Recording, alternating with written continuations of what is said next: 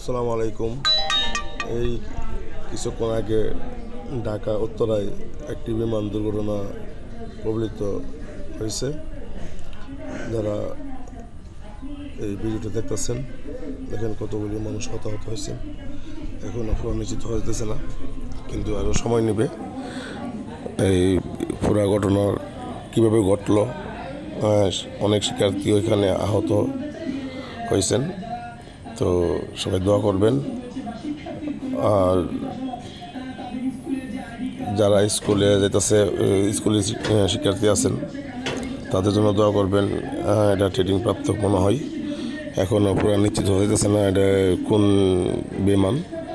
তো দেখেন অনেক হতাহতর আশঙ্কা। ঠিক আছে, এই যে ছোটাছুটি করতেছে মানুষ, এই আহতরা হসপিটালে নেওয়ার ব্যবস্থা করতেছেন, অ্যাম্বুলেন্সের ব্যবস্থা করতেছেন, অ্যাম্বুলেন্স দিয়ে। ভয়াবহ দুর্ঘটনা, আল্লাহ জানেন তাদের ভাগ্যে কী আছে। ঠিক আছে, তোর দরজার অবস্থান থেকে একটু দোয়া করবেন আহত নিহত সবার জন্য। কারণ এখানে আমার ভাই, আপনার ভাই, ভাতিজা অনেকেই থাকতে পারে। ঠিক আছে, শিক্ষার্থী তো অনেকগুলি, ছোটো ছোটো বাচ্চারা, মেয়েরা, ছেলেরা ছোটাছুটি করতেছেন। দেখেন কি একটা ভয়াবহ অবস্থা, দেখেন কি আগুন।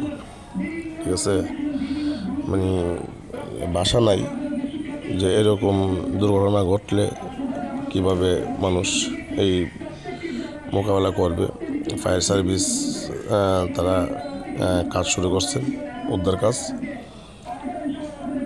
অনেক হতাহত আশঙ্কা দেখা দিয়েছে এখানে। যারা উদ্ধার কাজে সহযোগিতা করতেছে, অনেক সরকারি বেসরকারি অনেক লোকজন এখানে উদ্ধার কাজে নিয়োজিত আছেন। এই যে কি একটা উত্তরা পরিস্থিতি, মানে আমার কোনো ভাষা নাই, আমি কথা বলতে পারতেছি না, এরকম একটা পরিস্থিতি সৃষ্টি হয়েছে। দেখেন কি ভয়াবহ অবস্থা, কি একটা ভয়াবহ অবস্থা। মানে মানে আমি কথা বলতে পারতেছি না, আমার কাছে এরকম এত একটা খারাপ লাগতেছে, আমার কষ্ট হইতেছে যে এই যে অবস্থা, তো ভয়াবহ অবস্থা। এই শিক্ষার্থীরা এই ছোটাছুটি করতেছেন লোকজন উদ্ধারের জন্য, যারা হতাহত হয়েছেন। সেনাবাহিনী, নৌবাহিনী, বিমান বাহিনী, বিজিবি, পুলিশ, আনসার, সব পেশার মানুষই, শ্রেণীর মানুষই এই উদ্ধার কাজে অংশগ্রহণ করছেন। সবার জন্য দোয়া করবেন। যাদের হতাহত হয়েছেন তাদের শোকার্ত পরিবারের প্রতি সমবেদনা জানাচ্ছি। সবাই তাদের জন্য দোয়া করবেন।